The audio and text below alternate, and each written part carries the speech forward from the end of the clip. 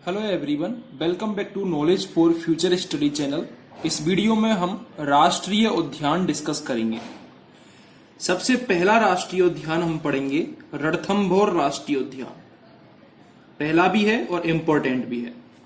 रणथंभौर राष्ट्रीय उद्यान, सबसे पहले इसका क्षेत्रफल कितना है? इसका क्षेत्रफल है 282.03 स्क्वायर किलोमीटर, वर्ग किलोमीटर। ठीक है, कहां पर है ये? रणथंभौर सवाई माधोपुर में है। और क्यों फेमस है? बाघों के लिए फेमस है।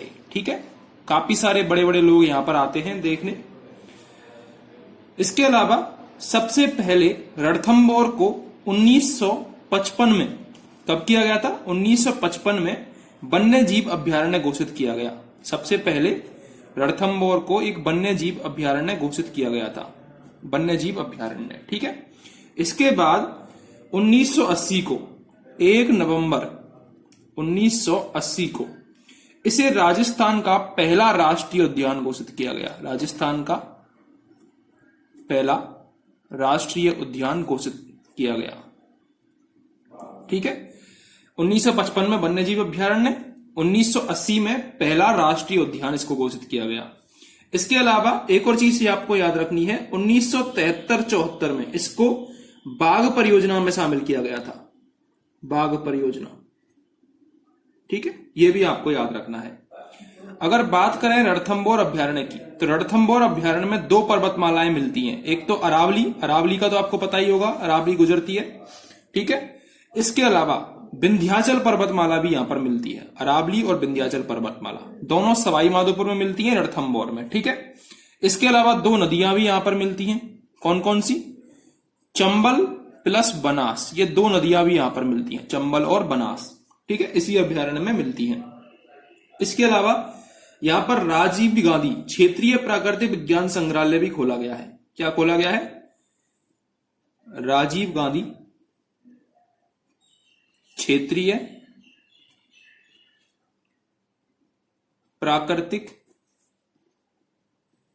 विज्ञान संग्रहालय, ये भी यहां पर खोला गया है। ठीक है, इसे बाघों का घर कहते हैं। इसके अलावा प्रथम बाघ विस्थापन की जो घटना है वो हुई थी इसमें। बाघ सुल्तान और बाघिन बबली को सरिस्का अभ्यारण्य में छोड़ा गया था यहां से। रणथंभौर अभ्यारण्य से नाम बता दूं बाघों का, एक तो था बाघ सुल्तान, ठीक है, और बाघिन थी बबली। बाघिन क्या नाम था? बाघिन का बबली। प्रथम बाघ विस्थापन था ये, प्रथम बाघ विस्थापन। और कहां से कहां पर हुआ था बाघ विस्थापन? ये हुआ था रणथंभौर से, रणथंभौर से सरिस्का अभ्यारण्य में, सरिस्का जो कि अलवर में है। ठीक है, ये यहां पर पहली बार घटना घटित हुई थी। कब हुआ था ये बाघ विस्थापन? ये हुआ था 28 जून 2008 को, 28 जून 2008 को हुआ था पहली बार बाघ विस्थापन। ठीक है, तो इतना आपको याद रखना है रणथंभौर के बारे में। अगर हम दूसरे राष्ट्रीय उद्यान की बात करें तो हम पढ़ेंगे केवलादेव। केवलादेव वैसे तो सबको पता है, लेकिन इस पर क्वेश्चन अक्सर पूछ ही लेता है एग्जामिनर। ठीक है, सबको पता होने के बावजूद। तो केवलादेव घना, इसका जो क्षेत्रफल है वो है 28.73 वर्ग किलोमीटर, स्क्वायर किलोमीटर। कहां पर है ये स्थित है भरतपुर में। कहां पर? भरतपुर में। राष्ट्रीय उद्यान कब घोषित किया गया इसको? 1981 में राष्ट्रीय उद्यान इसको घोषित किया गया। 1981 में राष्ट्रीय उद्यान इसको घोषित किया गया था। ठीक है, इसके बाद यूनेस्को का विश्व धरोहर भी है ये। यूनेस्को का विश्व प्राकृतिक धरोहर, विश्व प्राकृतिक धरोहर पहला था ये राजस्थान का। यूनेस्को में शामिल होने वाला पहला था, राजस्थान का फर्स्ट। कब हुआ था शामिल? 1985 में हुआ था यूनेस्को में शामिल। क्वेश्चन आता है कि केवलादेव यूनेस्को में कब शामिल हुआ? 1985 में। और राष्ट्रीय उद्यान कब घोषित हुआ? 26 अगस्त 1981 को। इसके अलावा एक क्वेश्चन ये भी आता है कि स्वर्णिम त्रिकोण पर स्थित कौन सा अभ्यारण्य या फिर कौन सा राष्ट्रीय उद्यान है? तो स्वर्ण त्रिकोण पर स्थित है ये। स्वर्ण त्रिकोण का मतलब क्या हो गया कि दिल्ली, जयपुर और आगरा जो राजमार्ग है उस पर स्वर्ण त्रिकोण पर यह स्थित है। भारत का सबसे बड़ा पक्षी अभ्यारण्य है, इसको पक्षियों का स्वर्ग कहते हैं। पक्षियों का स्वर्ग इसको कहते हैं। ठीक है, ये आपको याद रखना है। यूनेस्को ने प्राकृतिक धरोहर घोषित किया है 1985 में घोषित किया था। सलीम अली के प्रयासों से ये हुआ था। केवलादेव क्यों कहा जाता है? क्योंकि यहाँ पर केवलादेव महादेव का मंदिर है। केवलादेव महादेव का मंदिर है। इसके अलावा यहाँ पर पाइथन पॉइंट भी है। पाइथन पॉइंट भी है यहाँ पर, वो भी आपको याद रखना है। इसके अलावा यहाँ पर कौन से पक्षी ज्यादातर पाए जाते हैं? किसके लिए प्रसिद्ध है ये? साइबेरियन सारस के लिए प्रसिद्ध है। साइबेरियन सारस के लिए प्रसिद्ध है। रूस से यहां पर उड़कर आते हैं ये।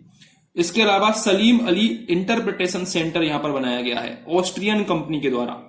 कंपनी का नाम भी आपको बता देता हूं, पूछ सकता है। तो एक ऑस्ट्रियन कंपनी है, ऑस्ट्रियन कंपनी है सारोस्की, उसके द्वारा Salim Ali interpretation centre,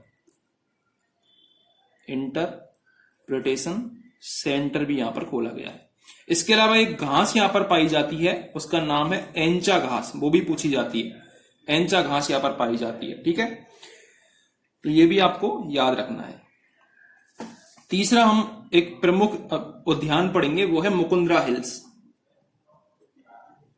Mukundra hills, Mukundra hills का क्षेत्रफल है 199.55 वर्ग किलोमीटर। मुकुंदरा हिल्स राष्ट्रीय उद्यान का है 199.55 वर्ग किलोमीटर। कहां पर है ये कोटा में है।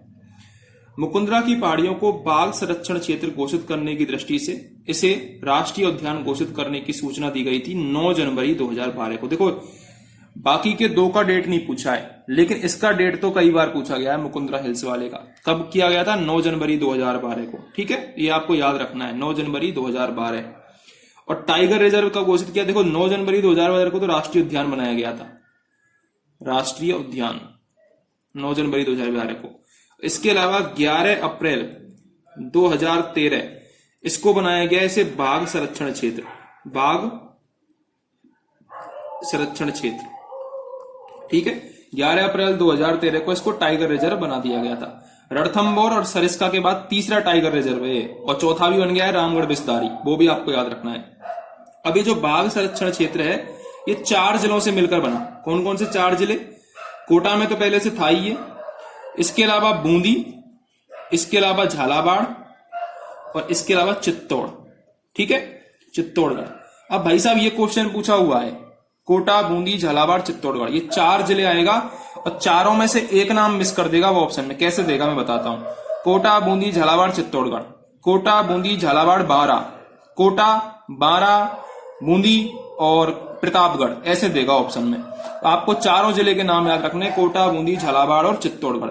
इन चारों जिलों का टोटल 759.99 स्क्वायर किलोमीटर क्षेत्र आता है इसमें, बाघ संरक्षण क्षेत्र में। ठीक है, लेकिन अगर उद्यान की बात करें तो 199.55 वर्ग किलोमीटर, जो कि 9 जनवरी 2012 को राष्ट्रीय उद्यान घोषित हुआ था।